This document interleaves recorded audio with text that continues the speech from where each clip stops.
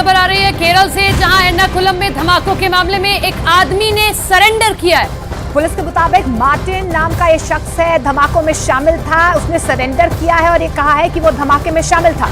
सूत्रों के मुताबिक इन धमाकों में पेट्रोल और बैटरी के साथ स्थानीय स्तर पर बने पटाखों के बारूद का इस्तेमाल किया गया था। इस बीच पुलिस को सीसीटीवी तस्वीरें भी सामने आई हैं और सीसीटीवी तस्वीरों में भी आरोपी शख्स नजर आ रहा है जिसने सरेंडर किया है और इस पूरे धमाके की जिम्मेदारी ली है। तो बड़ी खबर केरल के एर्नाकुलम से आप देख रहे हैं, जहां ये ब्लास्ट होता है, एक की जान चली जाती है, कई लोग घायल हो गए हैं।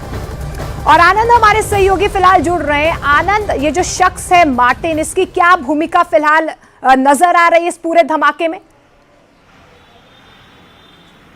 देखिए मोनिका, ये शख्स दावा कर रहा है कि ये इस ब्लास्ट के पीछे है।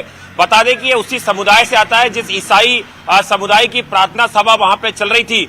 लेकिन अभी एजेंसियों को इस पर शक मंडरा रहा है, क्योंकि सबसे बड़ी बात मोनिका ये है कि इस ब्लास्ट से ठीक एक दिन पहले हमास का जो पूर्व चीफ था, उसने एक तरीके से हमास के सपोर्ट में, फिलिस्तीन के सपोर्ट में यहाँ पर एक वर्चुअल सभा करी थी, जिसमें कि देश विरोधी गतिविधियों को अंजाम देने की बात की गई थी। और जिस तरह से इजराइल का युद्ध चल रहा है फिलिस्तीन से, उसमें अगर हमास की सपोर्ट में अगर केरल में कोई अगर वर्चुअल सभा होती है, उसका खंडन जो है, उसका विरोध भी जो है वो इसी ईसाई समुदाय के लोगों ने किया था, जिनकी प्रार्थना सभा को निशाना बनाया गया है।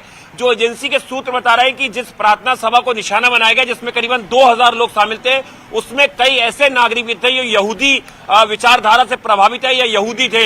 तो कहीं ना कहीं इससे एक आतंकवादी हमला देखकर एजेंसी अपनी जांच को आगे बढ़ा रही है। लेकिन इन सबके बीच में ये बताइए कि 2 दिन पहले किसी का संबोधन देना, उसके बाद में ये सब कुछ हो जाना, हमास से किस तरीके से कनेक्शन सामने आ रहा है? क्योंकि देश भर में अब अलर्ट जारी कर दिया गया इस ब्लास्ट के बाद।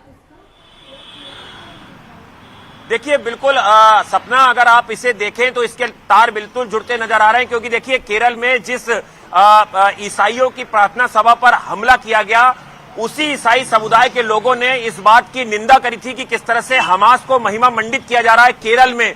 और केरल में एक वर्चुअल रैली निकाली गई, जिसमें हमास का जो पूर्व चीफ था, उसने उसमें एक संबोधन दिया। उसने अरबी भाषा में कई ऐसी भड़काऊ चीजें बोली जो भारत के खिलाफ थी और यहूदियों के खिलाफ थी, और हमास को उसने एक महिमा मंडित करने की कोशिश की। उसके बाद जब ईसाइयों ने इस बात का खंडन किया, इस बात की निंदा की, और उसके बाद ही अचानक से ये ब्लास्ट होता है। आनंद, कई पहलू सामने आ रहे हैं जो जांच का विषय है।